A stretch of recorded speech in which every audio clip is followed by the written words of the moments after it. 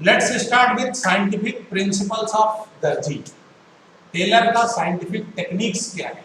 Principal तो हमने देख लिए, 4 principle, science not rule of thumb, harmony not discard, और कोऑपरेशन नॉट इंडिविजुअलिज्म, और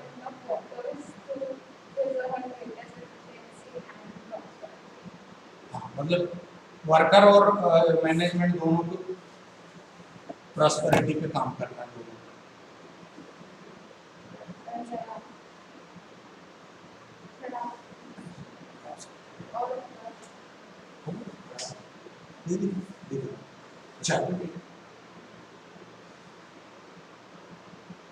देखो अब टेक्निक्स क्या, उसने क्या बोला, टेलर साहब ने क्या बोला था कि आपको इस तरीके की टेक्निक्स लगानी है जो क्या हो, साइंटिफिक। तो अब अपने को ये देखना कि साइंटिफिक टेक्निक्स क्या है। हमने तो समझा दिया साइंटिफिक टेक्निक इस्तेमाल करो, साइंटिफिक टेक्निक इस्तेमाल करो, साइंटिफिक टेक्निक इस्तेमाल करो, पर साइंटिफिक टेक्निक है क्या? तो पहली क्या है, द कॉमन टेक्निक्स आर, क्या है पहली? Functional foremanship. फंक्शनल फोरमैनशिप मतलब in this technique Taylor suggested the division of factory in 2 departments. Taylor ने क्या बोला कि 2 पार्ट में डिवाइड कर दो फैक्ट्री को, planning department and production department. Planning बनाने का, डिसीजन मेकिंग का काम अलग दे दो और वर्किंग का काम अलग दे दो। As Taylor felt that workers must be free from burden of planning. Worker को सिर्फ मशीन चलाने का काम दो, सोचने का काम मत दो। बराबर है कि वो सोचे भी सही और फिर काम भी करे, ऐसा काम नहीं। प्लानिंग दूसरी जगह करो और उसको लाके डायरेक्शन दे दो, भाई आपको काम इस तरीके से करना है। They must concentrate on work and production. To develop specialization in the productivity, Taylor suggested under each department there must be some functional expert to supervise, guide and entrust the worker. उन्होंने क्या बोला कि जो functional expert, हर department में एक expert बिठा जिसको सब चीजें का ज्ञान हो और वो समय समय पर क्या सके, ज्ञान बांट सके, रायता फैला सके, वो अपने ज्ञान का उल्टियां कर सके। As one foreman cannot be expert in every aspect of work, so Taylor stressed on minimum 8 specialists or functional experts. उन्होंने क्या बोला, अब ये भी बहुत इंपॉर्टेंट है, ये भी ध्यान रखना। मतलब तुमको ये 8 जो यहाँ पर हैं ये बहुत इंपॉर्टेंट है। 8 एक्सपर्ट देखो, एक बंदा, मैं मैथमेटिक्स बायोलॉजी नहीं पढ़ा सकता, पी हिंदी इंग्लिश, तुम बोलो सर ऑल सब्जेक्ट नो। आप यदि एक सब्जेक्ट पढ़ाओगे तो ही आपका स्पेशलाइजेशन आएगा, ज़्यादा से ज़्यादा 2, और बहुत ही आपको पीड़ा है तो फिर 3। इससे ज़्यादा यदि आप पढ़ाओगे तो फिर आपको कुछ भी याद नहीं रहेगा, है ना। आप के अंदर फिर स्पेशलाइजेशन, एक्सपर्टाइजेशन नहीं आएगा। इसलिए हमेशा देख लेना, हर सब्जेक्ट का टीचर अलग ही होता है। क्यों अलग होता है? ताकि वो स्पेशलाइज्ड रहे उस सब्जेक्ट में, उसको एक्सपर्टाइजेशन हो। बराबर है, आगे बढ़ जाओ। सर आप तो 3 सब्जेक्ट पढ़ा रहे, मैं तो बहुत सारे पढ़ा देता हूँ, मेरे को तो प्रभु ने अलग ही कुछ भेजा है। देश ही अलग था, प्रभु को मेरे को बनाते। चलो आगे बढ़ते हैं। अपने आप को दुनिया का सर्वश्रेष्ठ विद्यार्थी समझो और मेरे को ब्रह्मांड का सबसे ज्ञानी पुरुष, ठीक है। चलो आगे बढ़ते हैं। तो इन्होंने क्या बोला कि आप, टेलर ने क्या बोला, फंक्शनल फोरमैनशिप। फंक्शन के बेसिस में आप डिपार्टमेंट में बांट दो कंपनी को, एक प्लानिंग का डिपार्टमेंट बना दो, दूसरा ऑर्गेनाइजिंग का यानी प्रोडक्शन का, वर्किंग का, और दोनों में आप कुछ एक्सपर्ट अपॉइंट करो जो अपनी अपनी फील्ड के मास्टर स्ट्रोक दे सके, समय समय पर टाइम टू टाइम सुपरवाइज कर सके, गाइड कर सके और एक्शन ले सके। बराबर है, आपको भी अच्छा है।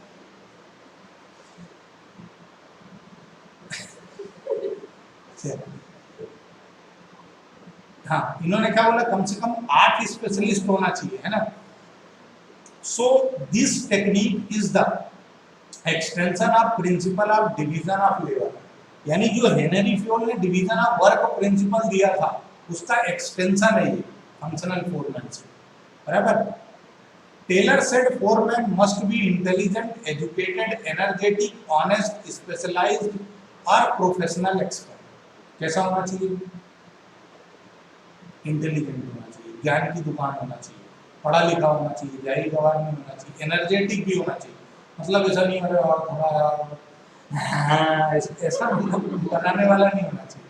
कैसा होना चाहिए? जो एनर्जेटिक, चलो आओ ये रेडी हो जाओ, है ना।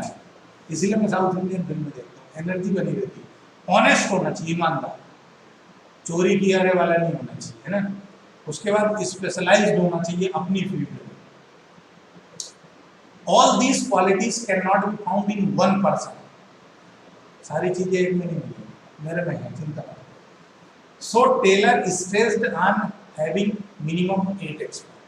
हमने क्या बोला? कम से कम 8 होंगे, 4 प्लानिंग में और 4 प्रोडक्शन में, बराबर है ना। 4 रखोगे तभी अचार बनेगा। आगे बढ़ते हैं। The 8 क्या है? 8 एक्सपर्ट क्या है? पहला, प्लानिंग में जो 4 हैं वो क्या है? रूट क्लर्क, रूट यानी जड़, बेस, है ना। This foreman is responsible to fix up the sequence of steps for performing mechanical और मैनुअल जॉब। रूट क्लर्क क्या करता है? स्टेप्स बताता है, फिक्स करता है कि पहली स्टेप, दूसरी स्टेप, तीसरी स्टेप, चौथी स्टेप क्या होगी। डन। याद रखना बहुत इंपॉर्टेंट है।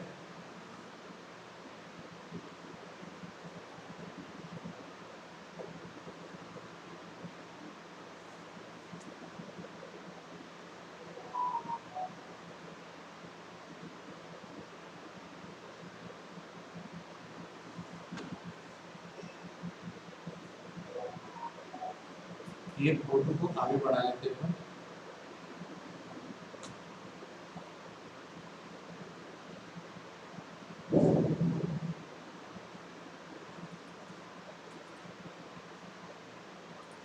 तो पहला क्या था? रूट क्लर्क, जो ये स्टेप से फिक्स करता है कि कौन सा स्टेप कब होगा। दूसरा है instruction card clerk. Instruction card clerk क्या है? This foreman is responsible for giving general instruction necessary to carry on the job in a specified manner. ये जो इंस्ट्रक्शन नाम ही है, उसका इंस्ट्रक्शन देने का काम करेगा, है ना, कि किसी भी काम को किस तरीके से करना है, स्पेसिफाइड मैनर में काम, वर्क कंप्लीट करना है, ये बताने का काम इंस्ट्रक्शन का। टाइम एंड कॉस्ट क्लर्क, ये क्या करेगा? टाइम फिक्स करेगा और responsible to fix up the time for starting and completion of job. He also prepares the cost sheet for every job. यानी इसका काम क्या है? ये फिक्स करता है कि किसी काम को कब शुरू करना और कब खत्म करना है। उसके बाद ये भी फिक्स करेगा कि इस वर्क को कंप्लीट करने में इतना एक्सपेंस लगना चाहिए, कॉस्ट शीट प्रिपेयर करेगा, बराबर। उसके बाद डिसिप्लिनरी बताने की जरूरत नहीं है, डिसिप्लिन इंचार्ज है, हमारी क्लासेस में भी होते हैं, है ना। This foreman is responsible for performing of job in orderly and systematically. इसका ये काम है कि ऊपर वाले जो तीनों थे, इनके काम उसी तरीके से हो रहे हैं या नहीं हो रहे हैं, बराबर है। आगे बढ़ जाओ, चलो। Foreman under operational, operation level पे क्या है? Gang boss. गैंग बॉस का क्या है? He arrange all the machines, tools and other resources required for performance of the job so that there is no delay. इसका काम क्या है? रिसोर्स इकट्ठा करने का, रिसोर्सेस इकम्पलिश करेगा ये। स्पीड बॉस, काम को टाइम पर कंप्लीट किया जा सके इस बात का ध्यान रखेगा, speed boss. Repair boss, working conditions, machine और जो टूल्स हैं उनके लिए ये ध्यान रखेगा कि इनकी वर्किंग कंडीशंस अच्छी हो सके, वर्किंग कंडीशन अच्छी रहे, ये अच्छे से प्रॉपर काम करें। ऐसा ना हो जैसे अपना लेक्चर अभी बीच में थोड़ा सा दिक्कत दी, तो ऐसा नहीं होना चाहिए। आपकी मशीन प्रॉपर वर्क करना चाहिए। इंस्पेक्टर बॉस, सीधी सी बात है, क्वालिटी कंट्रोल करेगा। तो आपको ये ध्यान रखना है 8 के 8 कौन क्या करता है। ऑब्जेक्टिव का ये फेवरेट क्वेश्चन बनेगा। बराबर है, आगे बढ़ जाए। दूसरा है standardization and simplification of work. दूसरा क्या है? Standardization and simplification of work. क्या है ये?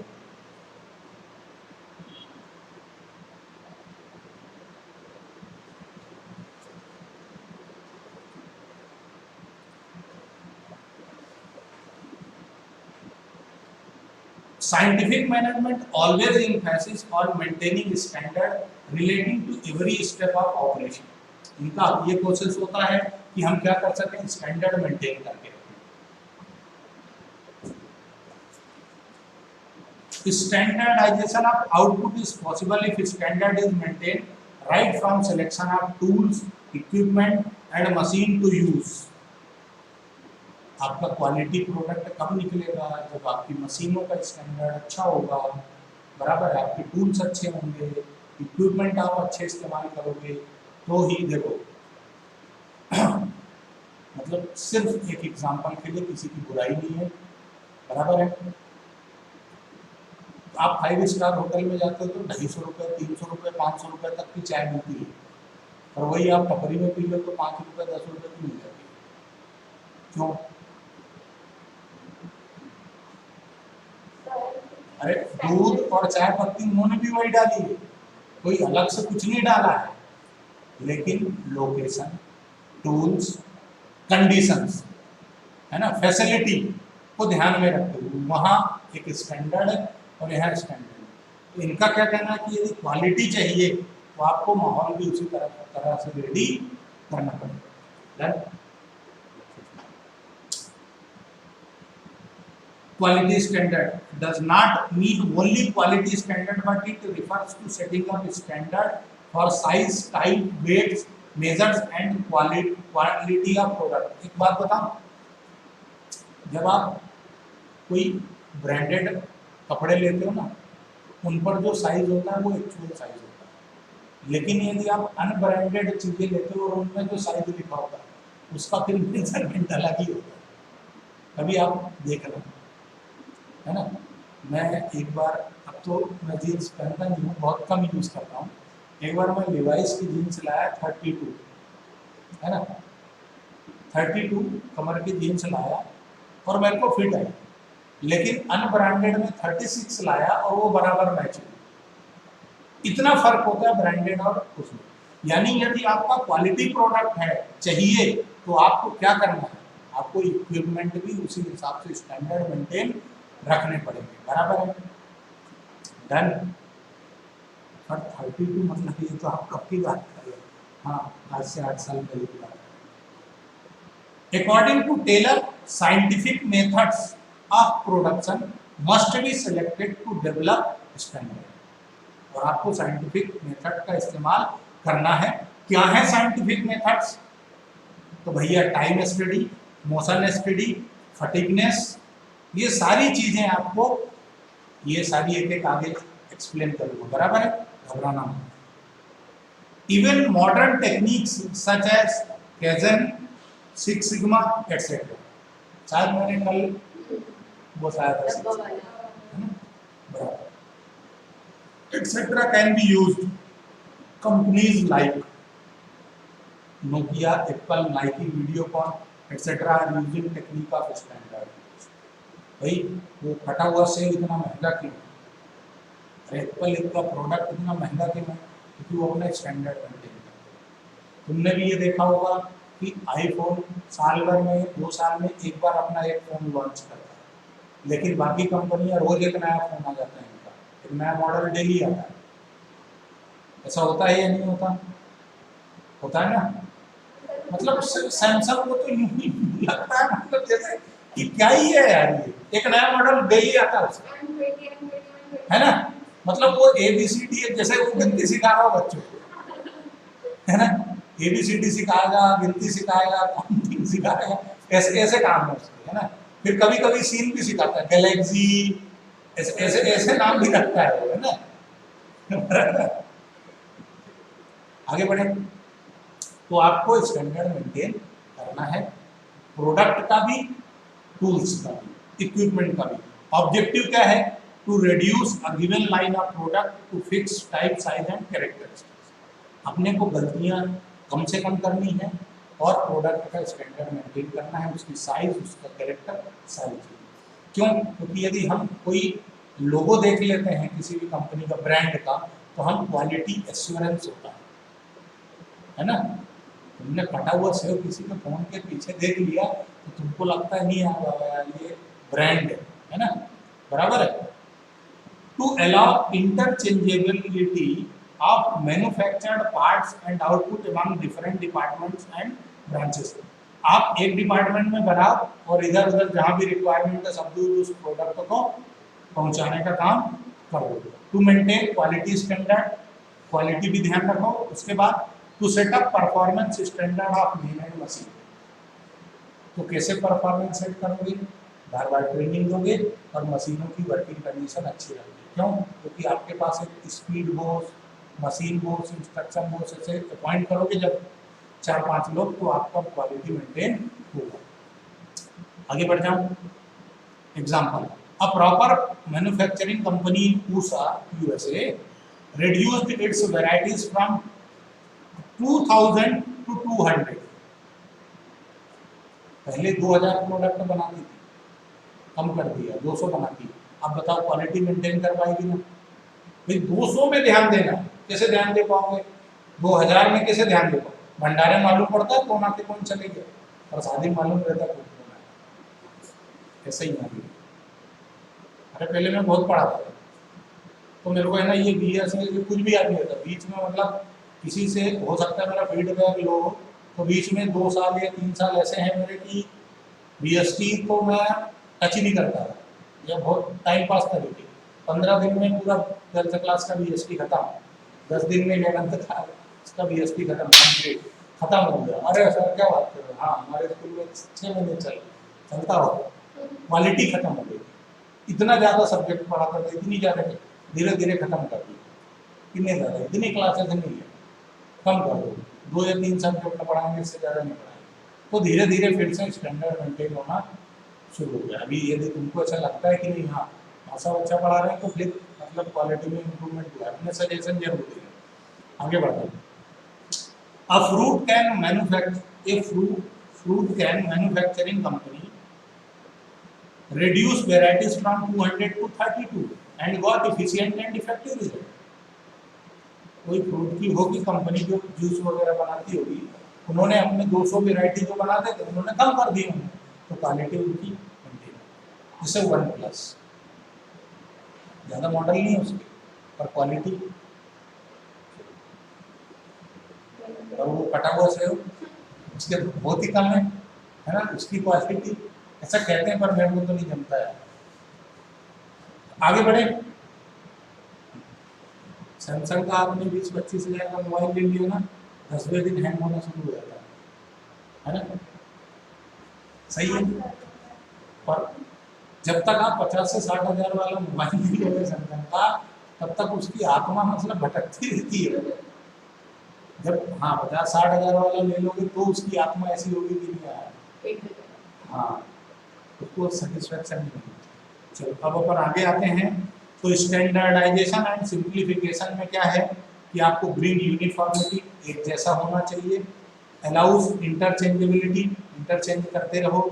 सेटिंग क्वालिटी स्टैंडर्ड सेट करो, आपका प्रोडक्ट का क्वालिटी होना, मशीनों वगैरह का सबका क्वालिटी होना। आप अपने बहुत ज़्यादा कचरा बना लो ना तो बंद कर दो, कम से कम प्रोडक्ट बनाओ लेकिन क्वालिटी बनाओ, बराबर। To establish standard for performance of men and machine, और आप ट्रेनिंग वगैरह देते रहो ताकि आपका मेन और मशीन दोनों का क्या हो, सर्विसिंग बार बार अपन कराते हैं ना गाड़ियों की, क्यों? ताकि मेंटेन। अगला है वर्क स्टडी, हमने भी पढ़ा था ना, टेक्निक्स का इस्तेमाल करना है, मोशन स्टडी, तो वर्क स्टडी। वर्क स्टडी में क्या है, it ensure maximum production at minimum cost and setting best contribution for every factor. Factor का मतलब फैक्टर ऑफ प्रोडक्शन, कितने फैक्टर ऑफ प्रोडक्शन होते हैं? सब लस्सी। फैक्टर ऑफ प्रोडक्शन क्या है? लस्सी। ये क्या बात होगी सर, संडे का दिन फालतू की बात कर रहे हैं, सुबह से लस्सी लस्सी की बात हुए दिल है।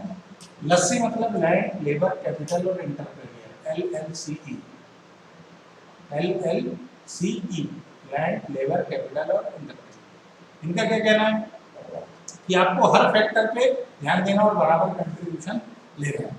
तो वर्क स्टडी के अंदर सबसे पहली जो स्टडी है वो क्या है, फटीगनेस। इसको अलग अलग इंटरप्रिटेशन है, प्रोनाउंसिएशन है, जो जैसा कर ले, है ना।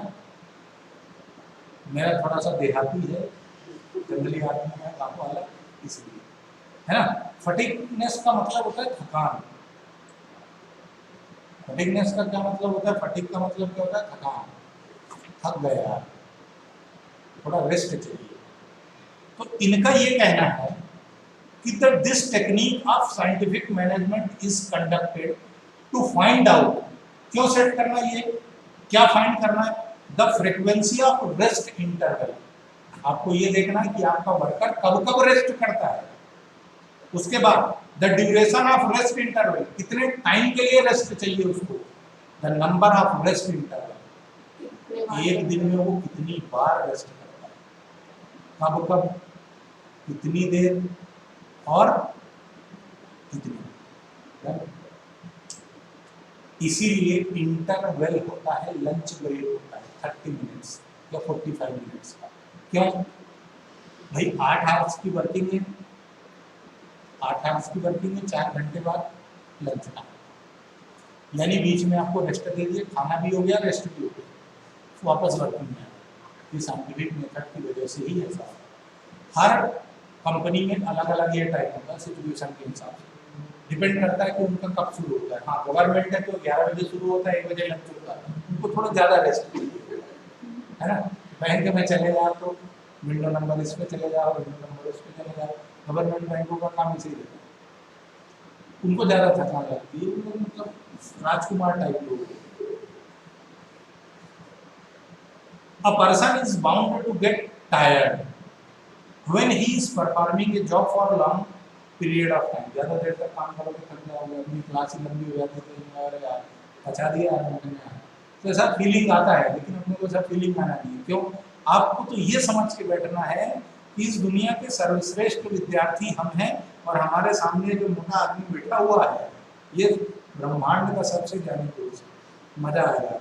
That the suggested Taylor suggested that the time period and frequency of rest interval should not be decided by the wish and experience। फिर से वही शुरू होगा जो अपन ने पहले पढ़ा, तो अब अपन इसको फटाफट खत्म करेंगे, अब इस पर टाइम नहीं करेंगे। इनका क्या कहना है कि आप एक टाइम इंटरवल डिसाइड कर दो कि कब उसको रेस्ट देना है, कितने टाइम के लिए रेस्ट देना और कितनी बार उसको रेस्ट देना है।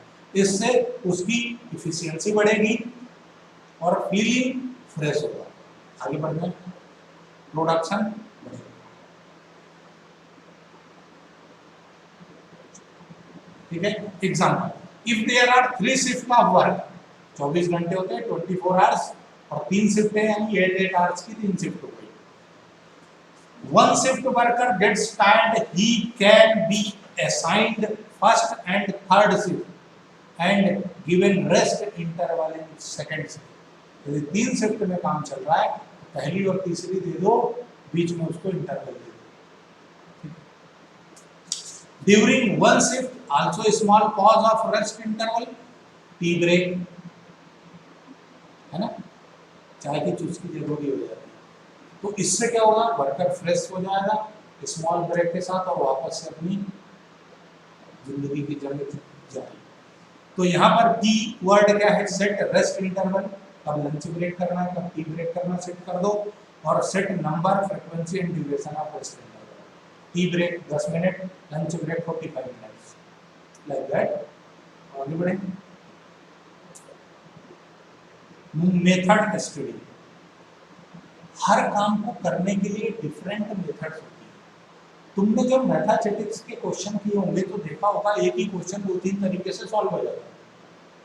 या तुम कहीं गए होंगे तो वहां पर तुम्हारे डेस्टिनेशन में पहुंचने के कम से कम 2 से 3 रास्ते होंगे, कहीं से भी तुम घूम के जा सकते हो, कुछ शॉर्ट कट होंगे, कुछ लॉन्ग टर्म कट होंगे। तो ऐसे ही हर वर्क को, हर जॉब को परफॉर्म करने के लिए एक बहुत सारी मेथड्स होती है। ठीक है, आपको ये डिसाइड करना है कि आपके लिए कौन सी मेथड बेस्ट है। जैसे समझो, जब तुमने 11th क्लास का इकोनॉमिक्स पढ़ा तो तुमने पढ़ा सेंट्रल प्रॉब्लम ऑफ इकोनॉमिक्स, और वहां यदि पढ़ा है तो नहीं पढ़ा तो घबराना मत कि यार ये क्या ज्ञान देगा यार ये। तो समझो कुछ भी ज्ञान नहीं देगा।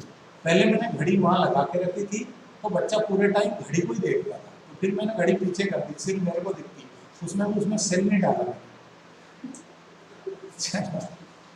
Method study, method. अब देखो, जब तुमने इकोनॉमिक्स पढ़ा 11th क्लास का तो तुमने ये पढ़ा कि सेंट्रल प्रॉब्लम्स ऑफ इकोनॉमिक्स, यदि पढ़ा तो ठीक है, नहीं पढ़ा तो कोई बात नहीं है ना। पहले ही बता चुका हूँ कि एकदम मैं तो पढ़ाता ही इस हिसाब से हूँ कि बच्चे को कुछ भी नहीं आता, ठीक है, इसलिए हो सकता है ज्यादा लेंथी हो जाता है। देखो, सेंट्रल प्रॉब्लम्स ऑफ इकोनॉमिक्स। एक चीज और है, यदि आपने कॉमर्स लिया है ना तो कॉमर्स का मतलब अकाउंटेंसी नहीं होता, कॉमर्स का मतलब इकोनॉमिक्स होता। यदि आप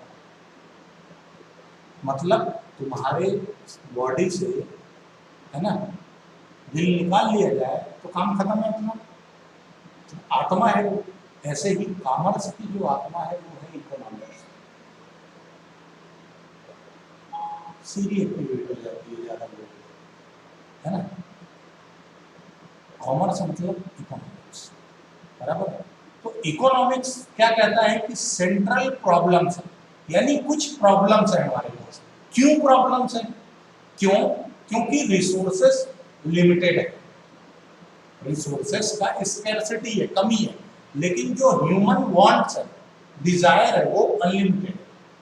अपने को इसको मैनेज करना है, और जो मैनेज करने का तरीका है वही इकोनॉमिक्स है, बराबर है। वो क्या कहता है? Due to scarcity of resources there are some central problems, यानी कुछ मेन प्रॉब्लम्स है। पहली, व्हाट टू प्रोड्यूस। दूसरी, हाउ टू प्रोड्यूस, मेथड की बात की है,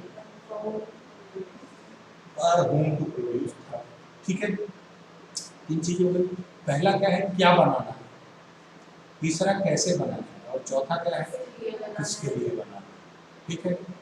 तो पहला तो ठीक है, अपने को मेथड स्टडी की बात करना है, यानी हाउ टू प्रोड्यूस। तो प्रोडक्शन के लिए दो मेथड है, पहला लेबर इंटेंसिव टेक्निक और दूसरा कैपिटल इंटेंसिव टेक्निक।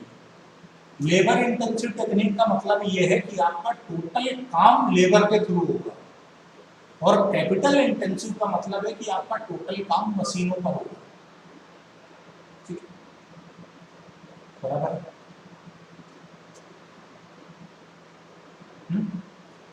दोनों की क्वालिटी डिफरेंट होती है, दोनों की कॉस्टिंग डिफरेंट होती है, दोनों का टाइम टेकन डिफरेंट होता है।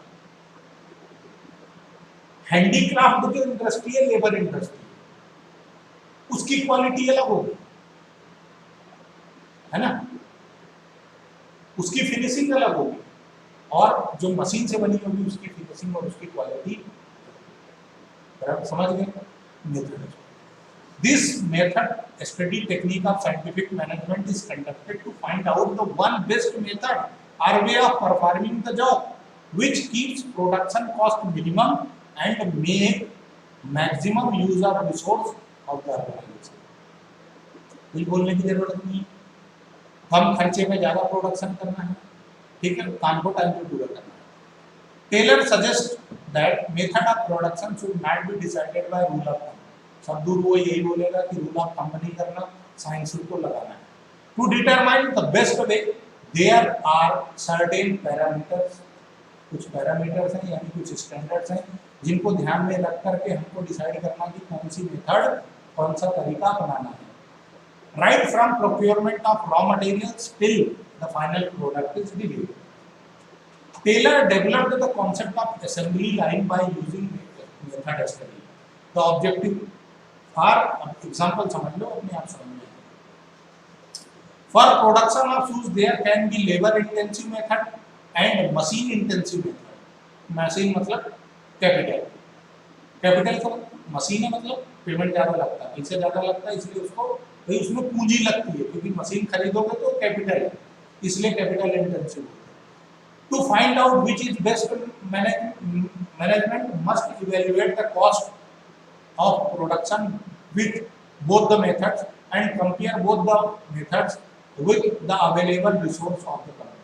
दोनों मेथड की स्टडी कर लो, जिसमें क्वालिटी अच्छी हो, कॉस्ट कम हो, वो वाली मेथड का सिलेक्शन कर लो। तो सेंट्रल प्रॉब्लम ऑफ इकोनॉमिक्स का जो सॉल्यूशन है, आंसर है, वो यही है कि जिसमें आप वो मेथड यूज करना है जिसमें आप फुलर यूटिलाइजेशन कर सकते हो इफेक्टिव और इफिशिएंट मैनर। और इफेक्टिव और इफिशिएंट का मतलब ही क्या होता है? काम को टाइम पे पूरा करना और कम कीमत में जाना। ठीक है, आगे बढ़ जाओ।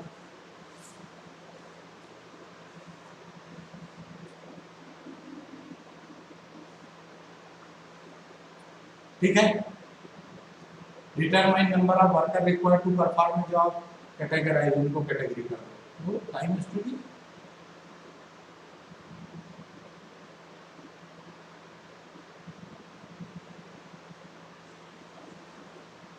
अच्छा, टाइम स्टडी नीचे मेथड कराई गई है ना। तो टाइम स्टडी क्या कहती है?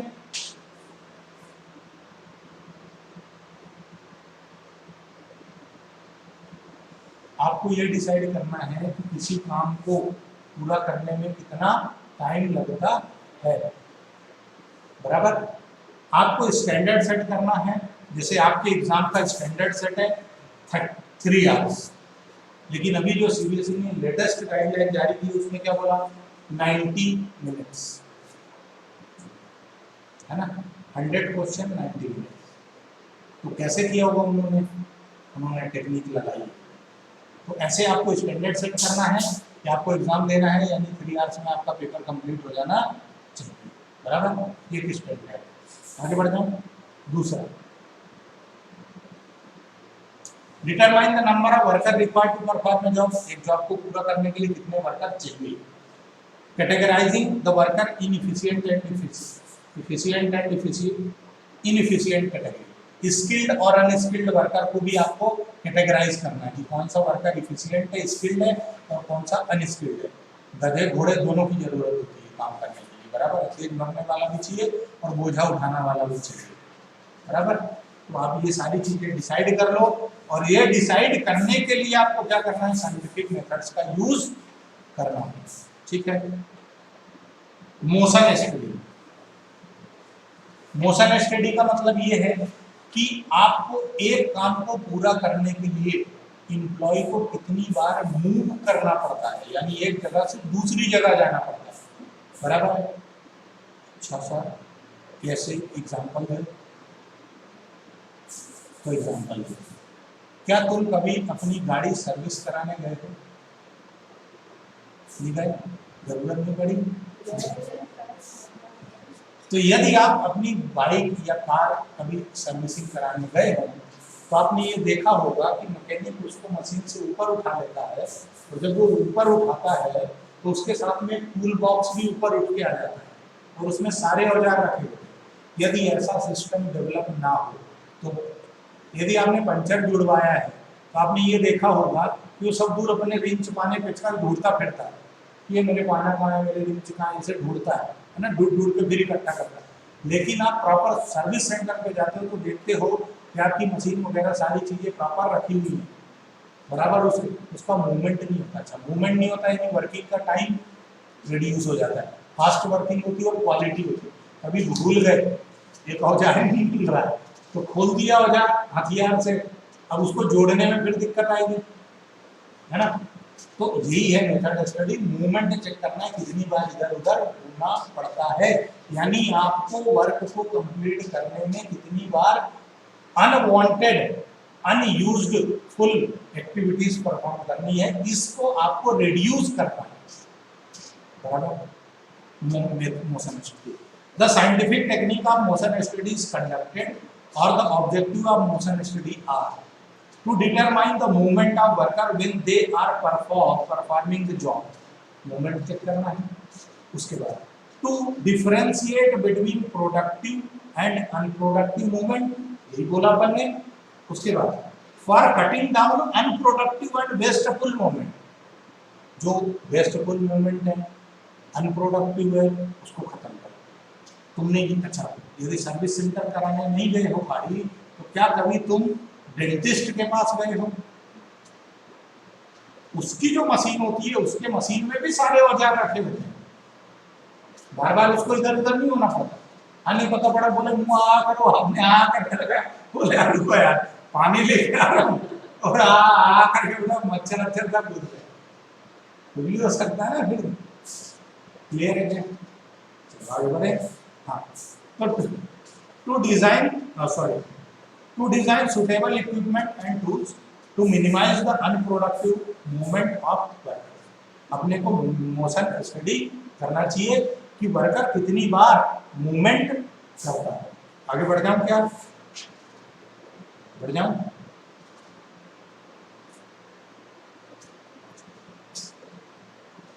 ठीक है, आगे बढ़ूं। अगला आया डिफरेंशियल पीस वेज सिस्टम। काम के हिसाब से आपको इसको करना। The scientific technique of differential piece rate system emphasis जोर देती है on paying different rate of wages for efficient and inefficient. Skilled और अनस्किल्ड लेबर का जो वेज रेट है वो अलग अलग होना चाहिए। स्किल्ड को ज़्यादा मिलना चाहिए और अनस्किल्ड को कम मिलना चाहिए। गधे घोड़े एक समान नहीं होना चाहिए। Paying different rate of wages to efficient and inefficient employees. Extra wages paid to efficient employees will motivate them to remain efficient. Extra wage paid to inefficient, यदि inefficient को extra, देखो efficient को आप extra wages दोगे ना, तो motivation होगा efficient का कि वो अपनी efficiency और बढ़ाए। साथ में जो inefficient है उसको भी ये लगेगा कि नहीं यार मैं भी अपनी एफिशिएंसी बढ़ाऊं तो मेरे को भी ज्यादा पेमेंट मिलेगा। जब आपके क्लास टेस्ट होते हैं और आपको अवार्ड दिया जाता है, तो जो क्लास में दूसरा बच्चा है सेकंड या थर्ड पोजीशन में है, बैक बेंचर्स की बात नहीं करना है ना, मेरे जैसे जो स्टूडेंट है वो कभी इस बात को बोले अपने को तो बस यार 33 चाहिए, बस डबल 3 वाले अपन आ गए ना, 3 इक्के होना अपने पास और कुछ नहीं चाहिए। तो फिर वो बंदा क्या कोशिश करता है कि नहीं यार मैं भी मेहनत करूंगा, मैं भी परफॉर्मेंस बढ़ाऊंगा, आज से मैं भी साउथ इंडियन मूवी देखना शुरू करूंगा, मेरे अंदर भी एनर्जी आएगी, मेरे को भी ये प्राइज मिलना चाहिए। लगता है या नहीं लगता? तो बस उन्होंने यही करना है ना, मोटिवेट करना। When payment is given according to number of units produced, automatically the production will be measured. भाई ने 10 बनाए तो पर डिब्बा 5 रुपए 50 रुपए, भाई ने 5 बनाए तो 25। अगले दिन वो भी कोशिश करेगा आज तो फोड़ डालूंगा। अच्छा, जब तुम कभी कभी बहुत ज्ञान की बातें किसी से सुनते हो तो तुमको यूँ लगता है कि आज घर में जाके आज तो मैं किताब फाड़ के रखूंगा, इतना पढ़ूंगा कि ऐसे किसी कर दूंगा, पूरा सिलेबस मेरा आज ही निपटा दूंगा। ऐसा होता है ना, किसी की स्पीकर को सुन लो ऐसे भावुक हो जाता आदमी, बात फेफड़े में सब दूर घुस जाती है, नहीं यार बाबा यार आज तो जाके बस हल्का मचा देते हैं ना, लेकिन 15 मिनट बाद टायर से हवा निकल जाती है। ठीक है, क्या आगे बढ़ूं? तो आप लोगों को बहुत बहुत बधाई हो। अब हम आखिरी स्टेज पर हैं इस चैप्टर का, मेंटल रिवॉल्यूशन। क्या कहता है mental revolution? Change in mental attitude of worker and management towards each other. हालांकि ये सारी चीजें हम पढ़ चुके हैं already. Cooperation between worker and management, ruling out feeling of suspicion और prejudice from the minds of worker and management to adopt systematic thinking. जो पहले से कचरा भरा हुआ है उसको बाहर कर दो, भूसे में आग लगा दो, है ना, और एक दूसरे का कोऑपरेशन करो, है ना, तेरे बिना मैं नहीं मेरे बिना तू नहीं वाला गाना गाओ कि हम मिलकर ही कुछ कर सकते हैं। बराबर है? आगे बढ़ जाएं, बस इसके अलावा कुछ है नहीं। आपको स्टेट ऑफ माइंड चेंज करना है, यानी आपको अपनी इफिशियंसी बढ़ाने पे, वर्किंग बढ़ाने पर जोर देना है, कोऑपरेशन करना। ठीक है, बराबर है क्या? बराबर। अभी और है, advantage of scientific management. 10 minutes तो एडवांटेज क्या है, तुम सारे एडवांटेज ऑलरेडी तुमको मालूम, सिर्फ दिमाग पे जोर देना है। पहला कोऑपरेशन होगा, ऑब्जेक्टिव अचीव होगा, इफिशियंसी बढ़ेगी, प्रोडक्शन बढ़ेगा, स्किल बढ़ेगा, इसके अलावा कोई कुछ नहीं है ना।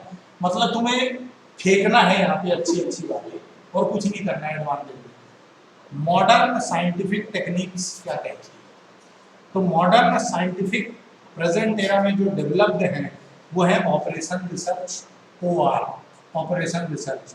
ये क्या कहती है, during second world war to optimise the deployment of war. जब द्वितीय विश्व युद्ध चल रहा था 1941, 42, 43, 44, 45 के दौरान, तो उस समय 4-5 साल चला था ना सेकेंड वर्ल्ड वॉर, हाँ 2-3 साल चला था। तो उस समय पर डिप्लॉयमेंट के लिए यानी हथियार पहुंचाना, खाना वाना पहुंचाना, इसका मैनेजमेंट के लिए टेक्निक शुरू किया गया था ऑपरेशन रिसर्च के थ्रू। उसके बाद लीन manufacturing, this technique focuses on reducing 7 wastage of over production. Over production से बचाना है, क्या, वेस्टिंग टाइम, वेटिंग टाइम कम करना है, ज़्यादा वेट नहीं करना पड़े, ट्रांसपोर्टेशन ज़्यादा समय ना लगे, इसमें प्रोसेसिंग में ज़्यादा टाइम ना लगे, मोशन ज़्यादा ना हो, मोशन अपन ऑलरेडी पढ़ चुके हैं, इन्वेंटरी मैनेजमेंट सीखना है अपने को, स्क्रैप कचरा ज़्यादा नहीं होना चाहिए, और कोई और भी यदि कोई मैन्युफैक्चरिंग प्रोसेस है तो उसको अपने को सही रखना है। काइजन, काइजन में क्या है, it is a Japanese word which means change for better, है ना। बोलते हैं कि किसी का घर बन रहा हो आपके झूठ बोलने से तो बोल देना चाहिए, मतलब कुछ अच्छा होता है आपके झूठ बोलने से तो बोल देना चाहिए, हमेशा नहीं। अच्छे के लिए आपको बदलाव लाना चाहिए। It is a daily activity which eliminate hard and difficult task by experimenting scientific methods. एक दिन क्या हुआ कि घर के सामने अभी 1-2 दिन पहले जब तुम क्लास आए होंगे तो गाय जो थी वो पूरा सिस्टमेटिक तरीके से लाइन बनाती हुई चली गई थी, टप्पे पे टप्पा, टप्पे पे टप्पा, है ना ऐसा। तो एक व्यक्ति मेरे से मिलने आया, मैंने उससे बोला कि यार ये पूरा गाय गंदा कर गई यार घर के सामने, और साला आज ही धोया था सुबह सुबह। तो बोलते भगवान का शुक्र मनाओ गाय, कभी यदि कुत्ते होते तो फिर क्या होता है, चेंज फॉर बेटर, मतलब तब तो और ज्यादा परेशानी होती ना। काइजन का क्या कहना है, it is a daily activity which eliminate, मतलब डेली आपको डेली एक्टिविटी है। काइजन जापानी वर्ड उनका कहना है रोज के रोज काम करो, बोलते हैं ना कल करे सो आज कर, आज करे सो अब, ये वाला काम। 6 सिग्मा मतलब आपकी इतनी इफिशियंसी है, इतनी ज्यादा क्वालिटी है कि आपसे गलती होने के लिए 1 करोड़ ट्रांजेक्शन करो तो चांस होता है कि एक आध बार आपसे गलती हो जाए। उसके बाद just in time manufacturing, just in time, it is an inventory management strategy to improve return and reduce cost. देखो क्या होता है, जब आप मैन्युफैक्चरिंग करते हो ना बेटा, तो आपको क्या चाहिए, रॉ मटेरियल चाहिए होता है, बराबर है क्या। अभी जो रॉ मटेरियल चाहिए, जो रॉ मटेरियल चाहिए, यदि आप उसको ज़्यादा मंगवा लोगे तो वेस्ट होगा, कम मंगवाओगे तो मशीनें बंद करनी पड़ेगी। तो उसका मैनेजमेंट करना है, उसके लिए बहुत सारी टेक्निक्स होती हैं, ordering level, maximum level, minimum level, danger level, ऐसे करके बहुत सारी टेक्निक्स होती हैं जो आप बीकॉम या बीबीए या एमबीए पढ़ेंगे अगले साल या उसके अगले साल, तो आप कॉस्टिंग नाम का एक सब्जेक्ट पढ़ेंगे, कॉस्ट नाम का एक सब्जेक्ट पढ़ेंगे और वहाँ पर ये सारी टेक्निक्स आपको पढ़ने को मिलेगी, बराबर है। ख़त्म नहीं हुआ है, अभी बहुत इंपॉर्टेंट चीज़ें हैं। Difference between time study and motion study में नहीं पढ़ा रहा, पढ़ाई देता हूँ, आप लगे हाथ क्या 15 मिनट के लिए क्या है, कंप्लीट कर देते हैं। तो टाइम स्टडी क्या कहती है, आपको स्टैंडर्ड टाइम फिक्स करना है टास्क परफॉर्मेंस का। मोशन स्टडी ये कहता है कि आपको परफॉर्मेंस के लिए ये देखना है कितनी बार मोशन इधर उधर होता है इम्प्लॉय का, बराबर है। उसके बाद टाइम स्टडी क्या कहता है, स्टैंडर्ड टाइम फिक्स करो, लेकिन मोशन स्टडी क्या कहता है, वेस्टफुल जो अनप्रोडक्टिव मूवमेंट है उसको खत्म करो। टाइम स्टडी कहती है कि स्टॉप वॉच लगा के काम करो, और मोशन स्टडी क्या कहता है, कैमरा लगाओ ताकि वर्कर का मूवमेंट ऑब्जर्व कर सको और जो अनप्रोडक्टिव मूवमेंट है उनको एलिमिनेट करो। इसीलिए हमने कैमरा लगाया। कोई अनप्रोडक्टिव मूवमेंट है तो उसको अपन कंट्रोल कर सकते हैं। आगे बढ़े। कंपैरिजन बिटवीन दर्जी एंड फ्यूल, टेलर और फ्यूल के बीच में कंपैरिजन वेरी वेरी इंपॉर्टेंट है, कई बार आ जाता है, खासकर हिंदी। पूरी बुक में सिर्फ 28 डिफरेंस बिटवीन है, सिर्फ एमपी बोर्ड के लिए बात कर रहा हूँ मैं। 28 डिफरेंसेस है पूरी की पूरी बीएसटी में, 24 डिफरेंसेस है पूरे अकाउंटेंसी में, और 32 डिफरेंसेस है इकोनॉमिक्स में। पूरे याद कर लेना, अपने कॉपी में नोट्स बना, बुक में से ही नोट्स बनाना और एक्स्ट्रा वर्ड का इस्तेमाल नहीं करना, तुम्हारा आधा सिलेबस खत्म है। अब आगे बढ़ते हैं। ये सीबीएसई और दोनों के हिसाब से वेरी इंपॉर्टेंट टॉपिक है, कंपैरिजन बिटवीन टेलर एंड, ठीक है। इनमें दोनों चीजें हैं, डिफरेंस भी है और वो भी है, क्या बोलते हैं, सिमिलरिटी भी है, और दोनों ही इंपॉर्टेंट है, कुछ भी पूछ लिया जाता है, बराबर है। तो सबसे पहले difference, concern, Taylor technique and principle are concern with workers efficiency.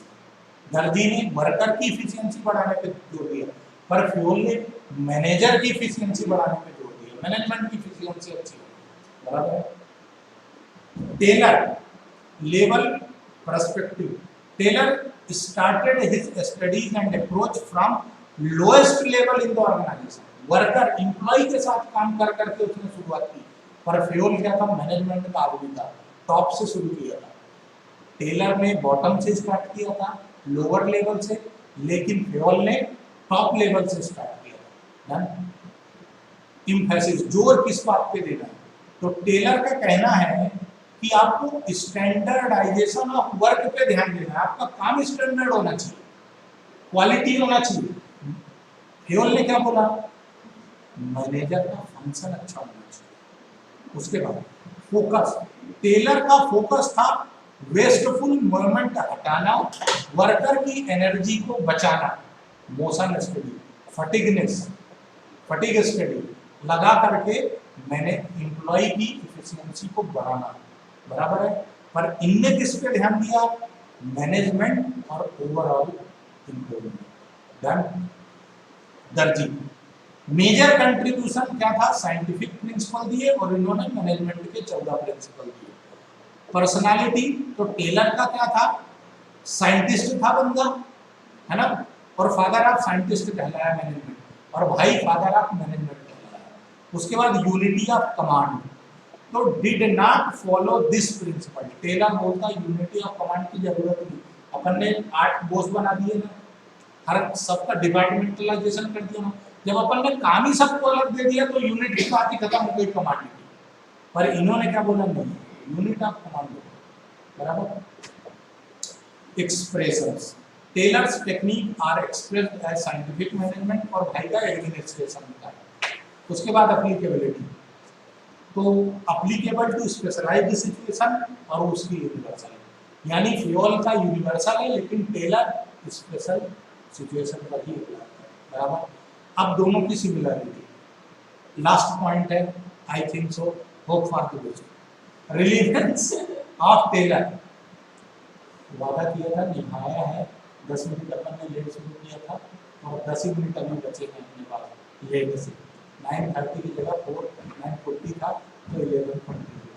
Thank you. Relevance of Taylor, दोनों का सिमिलरिटी क्या है, the main aim of Taylor as well as Fayol principle is maximising the efficiency. दोनों ने efficiency पे काम किया। उसके बाद दोनों ने एम्प्लॉय और एम्प्लॉयर के बीच में कोऑपरेशन की बात की, मेरे बिना तू नहीं, तेरे बिना मैं नहीं वाला बात की दोनों ने, बराबर है, बराबर। मजा, हाय Ram. Both give more importance to organisational interest over the individual. दोनों ने ये बोला अपनी नहीं देखनी है, दुकान अच्छा काम करेगी तो अपना अपने आप काम हो जाएगा। Both suggested division of work for specialisation के लिए डिवीजन ऑफ वर्क करना है, दोनों ने बोला। The principles of both are used as basis for research in the field of management. दोनों की ही टेक्निक्स का इस्तेमाल होता है रिसर्च के लिए, मैनेजमेंट। यहाँ से आपको बहुत बहुत धन्यवाद। ठीक है, अच्छा सिर्फ काम इतने से नहीं बनेगा, 5-7 मिनट अपन और लेंगे।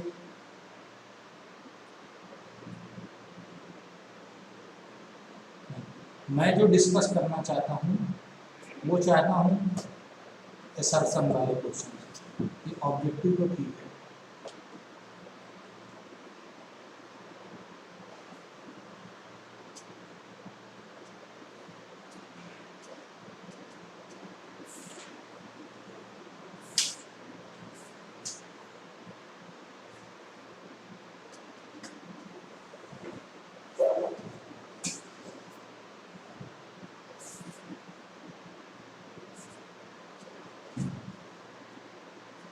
चलो ठीक है, खत्म करें, है ना, बाद में देखेंगे सब।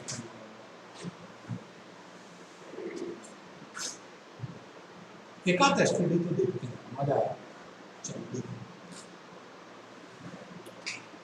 देखो, a sales person is asked to finalise a deal with customer. एक सेल्स पर्सन है, उसने कोई डील फाइनल की होगी कस्टमर के साथ। The marketing manager allows him to give a discount of up to 10%. Marketing manager ने क्या बोला कि हम तुमको 10% का डिस्काउंट देंगे, but the finance manager allows him to give discount up to 25%, which principle is violated? Unity है, command एक 10 बोल रहा है, एक 20 बोल रहा है, एक 25 बोल रहा है, क्या है ये नक्की कर लो यार, क्या करना है ना। Principle of Taylor and Fayol are mutually complementary. Complementary मतलब बोलो, कॉम्प्लीमेंट्री मतलब हाँ बोलो, गलत सही से कोई मतलब नहीं, अपने को तो बस बोलना है। कॉम्प्लीमेंट्री का मतलब वो जो मैं गाना गाता हूँ, क्या गाता हूँ, मेरे बिना तू नहीं तेरे बिना नहीं, ऐसा। कॉम्प्लीमेंट्री का मतलब होता है दोनों एक साथ, जैसे हमारे पास मोबाइल है और उसकी बैटरी है, एक दूसरे के बिना अधूरी है ना, ऐसा। ठीक है, आगे बढ़ो।